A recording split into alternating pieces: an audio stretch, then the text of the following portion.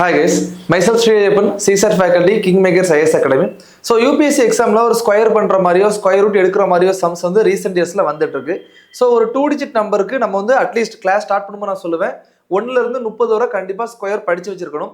Suppose எல்லா 2 digit நம்பருக்கும் square பண்றதுக்கு ஒரு டெக்னிக் இருந்தா எப்படி இருக்கும், அந்த மாதிரி ஒரு டெக்னிக் சொல்றேன், கவனிங்க. ஸோ சப்போஸ் இப்போ வந்து 5ல முடிகிற நம்பருக்கு நான் ஃபர்ஸ்ட் சொல்லிடுறேன். ஒரு நம்பர் 5ல முடியுது அப்படின்னா அதோட ஸ்கொயர் நீங்க எப்படி பண்ணணும், அந்த 5க்கு பதிலா 25 அப்படிங்கறது நீங்க போடணும்.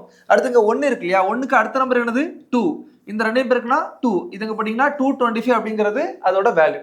வேற ஏதாவது நம்பர், இப்ப 75 ஸ்கொயர் கேட்டிங்க அப்படின்னா 5க்கு பதிலா நீங்க 25 போடணும்.